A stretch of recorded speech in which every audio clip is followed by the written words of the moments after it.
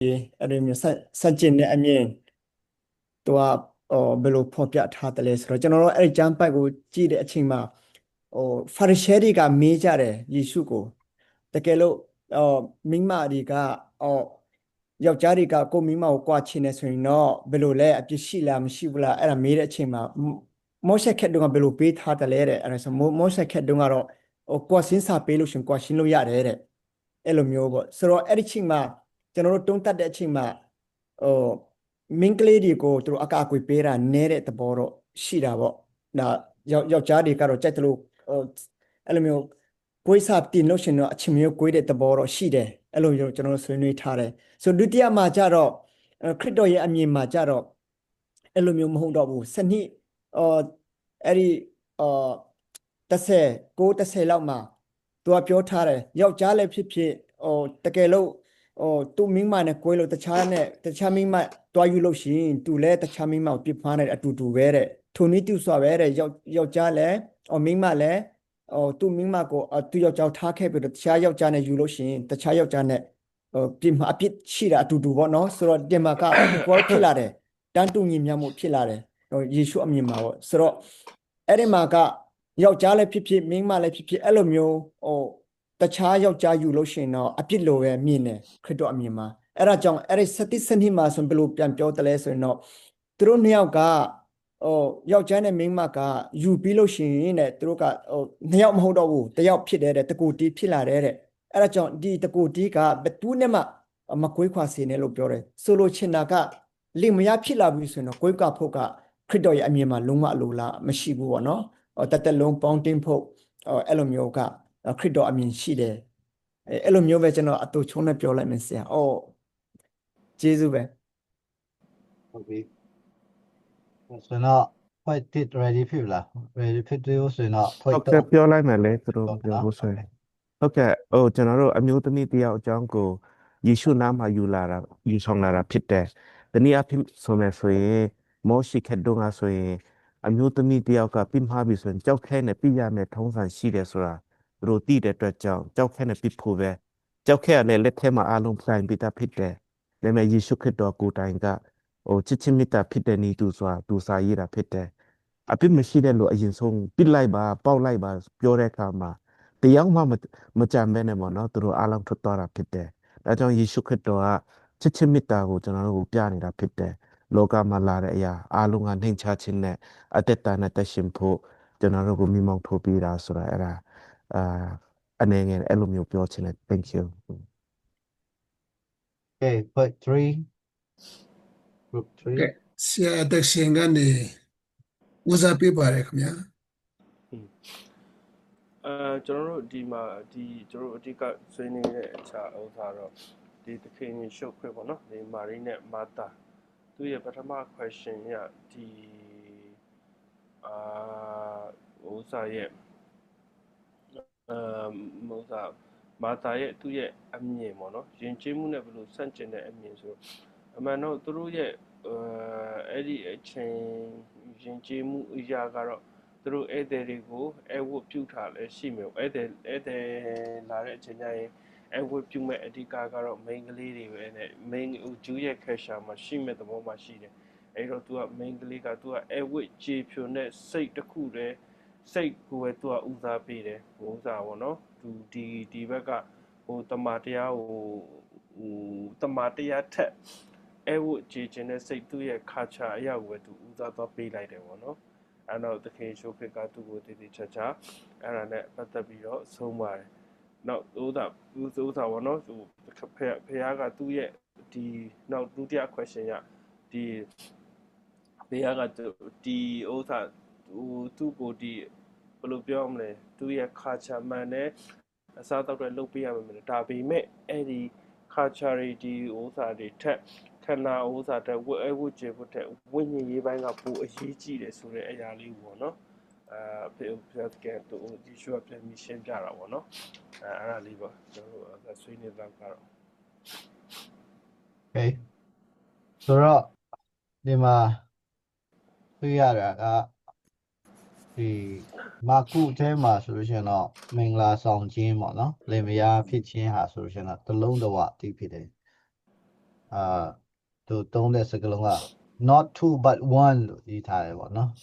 အလွယ်အနေနဲ့အမှတ်ထားလို့ရအောင် not two နှစ်ယောက်မဟုတ်တော့ဘူးတစ်ယောက်ဖြစ်ပြီးတယ်နော် one flesh the ကူတီးဖြစ်တော့နော်တသွေးတသားတဲ့ဖြစ်ပြီးဆိုပြီးမှပြောတယ်ဆိုတော့လေမယားဆိုတာကဒီတသွေးတသားတဲ့ဖြစ်တယ်ဆိုတော့မင်္ဂလာဆောင်ခြင်းမရှိဘူးဆိုလို့ရှင်တော့နံပါတ်1တခုကဒီဟောပေါ့လိင်ဆက်ဆံခြင်းမရှိအောင်နော်နံပါတ်2ကဒီလိုလိင်ဆက်ဆံပြီးသွားပြီဆိုရင်ဘုရားရှိမှာတော့လင်မယားဖြစ်ပြီအဲ့ဒါကြောင့်ပါပုံဆောင်လဲဆိုတော့အဲ့မှာယောက်ျားဒီနဲ့ဟောပေါ့ဒီဂျွန်ခန်းကြီးလေးထဲမှာပေါ့ပြောတဲ့အချက်ပေါ့နော်အဲ့မှာစမရတန်မြို့သမီးကသူ့မှာရှိတဲ့ယောက်ျားဖို့6ချိန်မြောက်ရှိပြီကျန်တဲ့9ယောက်လည်းတရွေမဟုတ်ဘူးပေါ့နော်ဆိုမှပြောတဲ့အကြောင်းအရာကဒီတိတာပေါ့ပြီးလို့ရှိရင်တော့ဒီပြမားတဲ့ခါမှာပေါ့နော်ပြမားတဲ့ခါမှာဒီပြမားတဲ့လူပေါ့နော်ဒီမြို့သမီးတယောက်ခေါ်တဲ့ခါမှာဒီလိုမျိုးတယောက်နဲ့တယောက်ရှိရင်ပုံမဟုတ်ပြီးလို့ရှိရင်တော့အဲ့လိုပြမားတဲ့လူလည်းနောက်မပြမားဖို့ပြောထားတယ်ဆိုတော့ပြမားရဆိုရင်လူအချင်းချင်းစီရင်ပုံမဟုတ်ဒါပေမဲ့ဒီလိုပြမားတဲ့လူလည်းပဲဖျားကနေလွတ်တာမဟုတ်ပြန်ပြီးမှမပြမားနဲ့တော့ပေါ့နော်အဲ့ဒါလေးကျွန်တော်တို့သိရတယ်ပြီးတော့မယ်ရီနဲ့မာသာတို့မှလည်းပဲဖျားရဲ့စကားကိုနားထောင်ခြင်းဟာပို့ပြီးမှယေရှုဖျားကနေပြီးမှစိတ်နဲ့တက်တယ်ဆိုတော့ကျွန်တော်သိရတယ်အဲ့ဒါကိုပြန်သွားပဲဆိုရင်တော့အီဒင်ဥယျာဉ်မှာဖျားရဲ့စကားနားထောင်ဖို့အရေးအတွက်သူကပြန်ပြီးမှအမြင်ပေါင်းထုတ်ပြတာဆိုတော့သိရတယ်နော်အဲ့တော့ဖျားရဲ့စကားနားထောင်ခြင်းနဲ့ဖျားအလိုတော်တိုင်းတက်ရှင်ခြင်းဟာဒီ women men leading together yeah တကယ် purpose ပေါ့နော် purpose of God ပေါ့နော်ဖျားရဲ့ရည်ရွယ်ချက်ကဒါဖြစ်တယ်ဆိုတော့ကျွန်တော်ပြောလို့ရတယ်နော်ပြီးလို့ရှိရင်တော့ကိုယ်ဒီ divorce ဖြစ်တယ် separation ဖြစ်တယ်ဆိုတာလည်းပဲဒီချင်းမှအပလို့ပြောထားတယ်ဒီချင်းမှအပမကိုယ်ကွာရအောင်ပေါ့နော်ဒီချင်းတော့မကိုယ်ခွာရင်လည်းကိုယ်ချင်းလည်းကိုယ်ရတော့မှာပါတားလို့မရတော့ဘူးလေဟုတ်လားပြီးလို့ရှိရင်အဲ့ဒီအိမ်တော်များများအိမ်တော်ပြန်ကြရလူတွေရှိတယ်ပေါ့နော်အဲ့ဒီအပိုင်းတော့ဒီကျွန်တော်တို့ယေရှုကနေပြီးမှရှင်းပြချက်ပေးတာတော့ကျွန်တော်တို့အများကြီးမတွေ့ရဘူးပေါ့နော်ဘုရားဒီကျမ်းစာထဲမှာပေါ့နော်ဒါပေမဲ့တခုတော့မေးတာကโอเคတယောက်ကနေပြီးမှဒီမြို့သမီးတယောက်ကနေပြီးမှညီကို9ယောက်ဆိုတာနော်ညီကို9ယောက်ရှိတယ်အဲ့ဒါအကြီးဆုံးနဲ့ရတယ်ဒီတယောက်တည်သွားတယ်ဒုတိယရတယ်တတိယအငယ်ဆုံးထိပေါ့နော်အားလုံးတည်သွားတယ်ဒါဆိုရှင်ကောင်းကင်ဘုံရောက်တဲ့အခါမှာသူ့ရဲ့ယောက်ျားဘယ်သူဖြစ်မလဲပေါ့မေးတဲ့လူရှိတယ်မလားနော်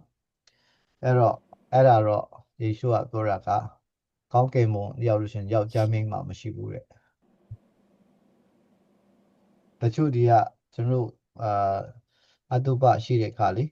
ဆုံးသွားတဲ့လူဆိုရင်တော့တနည်းကြရင်ပြန်တွေ့မယ်ဆိုမှပြောတာတော့တိတ်မမှန်လောက်ဘူးထင်တယ်ကျွန်တော်ကောင်းကင်ဘုံရောက်တဲ့ခါမှာကိုယောက်ျားကိုဇနီးဆိုတာဒီမရှိတော့အဲ့ဒီလိုမျိုးစိတ်ဓာတ်မရှိတော့နော်ကောင်းကင်ဘုံရောက်တဲ့ခါမှာယုံကြည်သူအားလုံးကကောင်းကင်တမန်လူပဲဖြစ်သွားမယ်ဆိုပြီးမှဟောပြတော့ကျွန်တော်တွေ့ရတယ်အဲ့တော့နောက်ဆုံးတော့ဘုရားဖန်ဆင်းတာသူ့တဏ္ဍာတော်နဲ့ဖန်ဆင်းတဲ့လူဖြစ်တဲ့ကြောင့်ဘုရားရဲ့တဏ္ဍာတော် fully ပေါ့နော် transform ဖြစ်သွားမှာပေါ့နော်ဆိုတော့ကျွန်တော်သိရအောင်လူအဖြစ်မလုတ်တတ်တဲ့နော်ဘုရားရဲ့တဏ္ဍာတော်ပြန်ပြောင်းသွားမှာဖြစ်တယ်အဲ့ဒီချိန်မှာတော့ဘယ်သူမှလည်းလက်ဖျားလို့မရတော့ဘူးနော်စာတန်ကနေပြီးမှလက်ဖျားလို့ကိုလုံးဝမရတော့အဲ့ဒီချိန်ဆိုတော့အဲ့ဒီရဲ့ glorified body အဖြစ်ပြောင်းသွားမယ်ဆိုတော့ကျွန်တော်နားလည်ရပါတယ်နော်ကောင်းပြီဆိုလို့ရှိရင်တော့ဒီညဒီလောက်နဲ့ပဲနားကြအောင်ပြီးလို့ရှိရင်ကျွန်တော် assignment ထားပေးတာ reading လို့ပေါ့နော်ထားပေးတာဒီ respond လုပ်ကြပါလို့နော် Okay ပြီးလို့ရှိရင်တော့ကျွန်တော်တို့ဒီFebruary လကုန်ပိုင်း March လကြာရင်ပေါ့နော် March လကြာရင်ကျွန်တော်တို့ midterm exam ရှိမယ်ပေါ့နော်အဲ့ဒါကြတော့ကျွန်တော်ဒီ March လတစ်ဝက်ကျွန်တော်ပြန်လာတဲ့အချိန်မှပဲပေါ့နော်ဒီလောက်ကြအောင်နော် ဆရာအဲ့ဒါတစ်ချက်လောက်အဲ့ဒီ email မပုတ်ပေးထားတာ3ခုအဲ့ဒါလား ဟုတ်ကဲ့ ဟုတ်ကဲ့